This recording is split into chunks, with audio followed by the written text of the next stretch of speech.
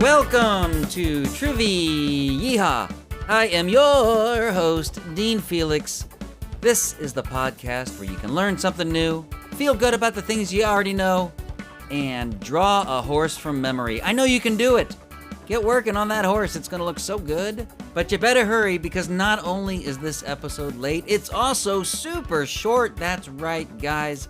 I had to go out of town. There just wasn't enough time to get the whole thing done proper, and I did not want to release it on Thursday or Friday. This is a holiday weekend here in the States, and look, I want people to spend time with their families. I don't want to distract them with my very important podcast. No, spend time with your mom and your dad and your crazy uncle. Oh my goodness, I almost forgot. The answer to last episode's bonus question. Well, that answer is Mariah Carey. What was that question? Well, if you want to know, all you gotta do is go back and listen to the previous episode. Bonus questions are near the back. Not sure why I did a chicken. I think I'm a little tired, guys. Alright, this episode, like I said before, it's not just late, it's shorter. That's right. So instead of the normal 10 multiple choice questions coming your way as we travel down that rabbit hole of trivia knowledge, we have 3 multiple choice questions coming your way as we travel down that rabbit hole of trivia knowledge. But next episode, we will be back to a full, healthy 10 questions. Don't you worry. Now, I know I could have just skipped this week, right? What's the big deal? Just skip a week? No! Guys, I am committed to trivia excellence. I told you. I couldn't just leave you hanging.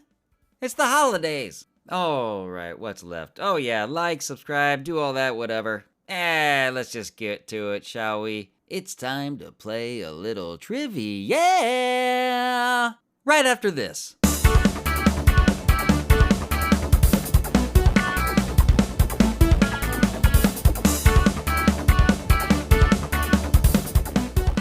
Welcome back to TRIVI-yeah! I'm Dean Felix.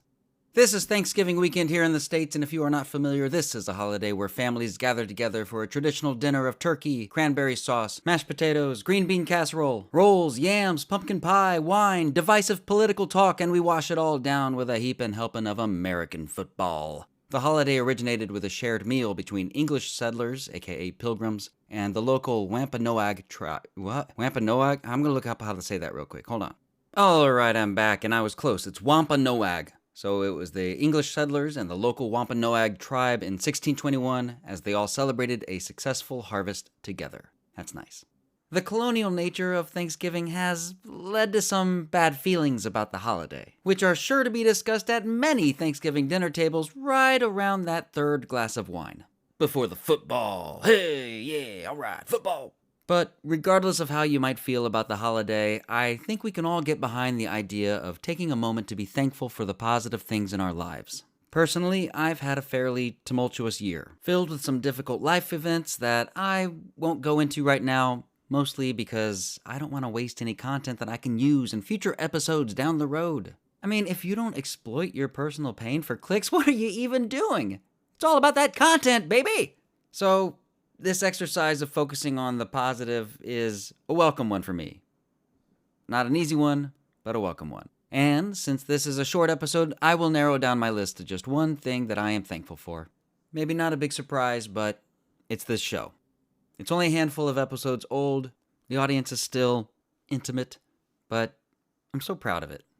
If I didn't have some of these other things that I'm not going to talk about going on in my life, I probably wouldn't have even started the show. And I'd have no idea how good it feels every time that I finish one of these episodes. And then sometimes when I start to get down on myself, which, I think we all do that from time to time, I'll listen to the show. And I'll think like, dang man, this is actually pretty good. I like this. And just having something like that is, something to be thankful for. I can be a big critic of my work sometimes, but I think the show's good. And I also think that it's getting better, which makes me feel positive about the future, and that's such an important thing. And even though the numbers aren't big yet, you guys keep coming back for more. And that makes me think that maybe you like it too. So this Thanksgiving, I am thankful for this show, and for all of you out there listening, helping me believe that the best stuff is still out there ahead of us. Oh no, that's 2 things, isn't it? The show and the listeners? I said I'd only talk about one. Well, Since Thanksgiving is already ruined, I might as well mention that capitalism will always prioritize profit over people and that the divide between the wealthy and the poor will continue to expand at an alarming rate with the proliferation of automation and AI.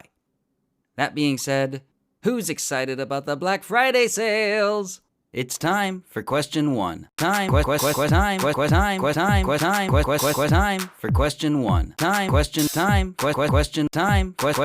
time for question one.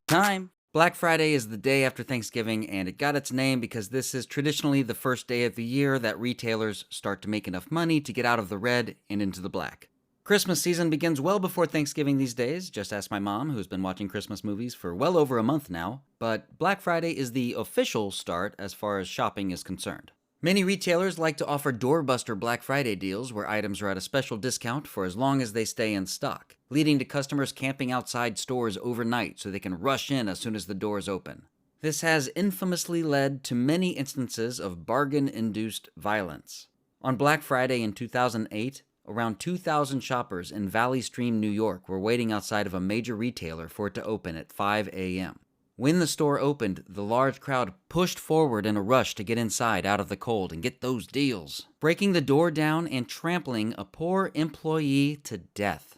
This is said to be the very first time anyone died during a Black Friday sale. What retailer has the ignominious dishonor of being the site of this event? Is it A, Kohl's, B, Toys R Us, C, Walmart, D, Best Buy?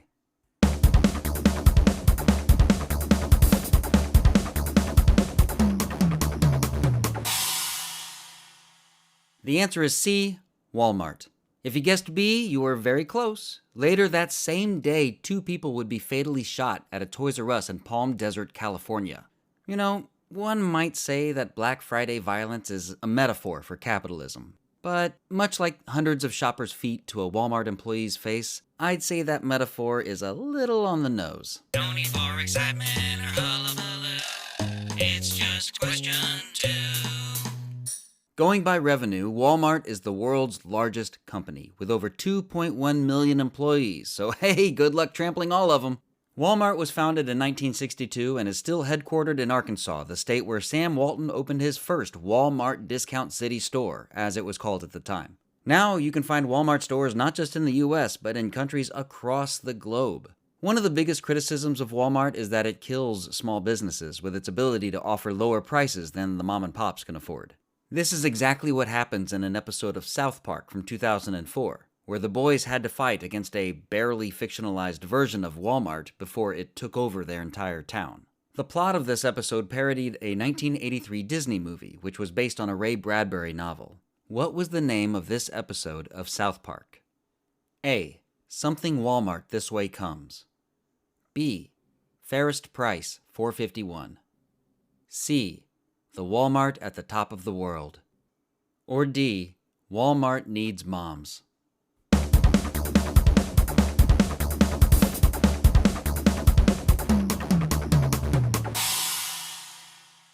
The answer is A. Something Walmart This Way Comes, which parodied Ray Bradbury's Something Wicked This Way Comes. In Bradbury's story, a mysterious man comes to town with the power to grant the townspeople their secret desires.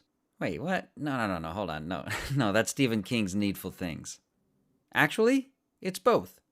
King pretty blatantly ripped off Bradbury, which another cartoon, Rick and Morty, lampooned in its episode Something Wicked This Way Comes, featuring the devil as the proprietor of a store named Needful Things. I'm not even going to try to top that with a joke. I can't. That is already perfect. Question 3! Wicked for Good is currently dominating the box office. It's the sequel to last year's blockbuster Wicked, which is based on the stage play Wicked, which is based on the series of novels titled The Wicked Years, which is not based on the TV show The Wonder Years. These stories offer a darker, more mature telling of the happenings in the land of Oz, which is the setting of the 1939 film The Wizard of Oz. The play and the films tell the story of the green-skinned Elphaba Throp, aka the Wicked Witch of the West. In the Wicked universe, Elphaba has a terrible water allergy. And it isn't just hydrophobia either, where you have this horrible fear of water. No, water actually burns her like it was acid. Though it probably would be worse if it was hydrophobia, considering that hydrophobia is a common symptom of what disease? A. Ebola. B. Tuberculosis. C. Rabies. D. Smallpox.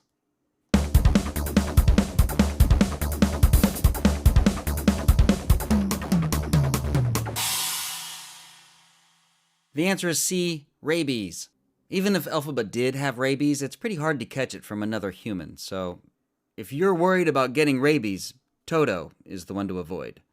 And probably those flying monkeys. Although those rabid Black Friday shoppers are very dangerous.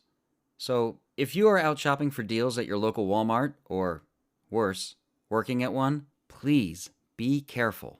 Oh, and I know it's not the greatest Christmas gift in the world, but as a stocking stuffer, you might want to consider some of whatever deodorant Elphaba is using while you're out. I don't know if it's Lady Speedstick or Secret or what, but she can't take showers, so whatever it is really getting the job done.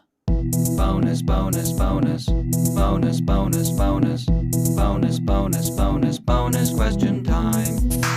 Pretty much any time something terrible happens in the world on a Friday, they call it Black Friday. There's a whole bunch of Black Friday disasters, not just counting the retail ones. One of these Black Fridays is the Eyemouth disaster. On October 14th, 1881, a Friday, I assume, a horrible windstorm hit and drowned 189 fishermen, most of whom were from Eyemouth, which I am certainly mispronouncing, and I'm not going to look it up. Not enough time. What country is Eyemouth in? That's your question. No multiple choices, no countdown timer. If you don't already know the answer to this question, feel free to go down your own rabbit hole of trivia knowledge, or you can join me for next episode where I will have that answer for you at the beginning of the show.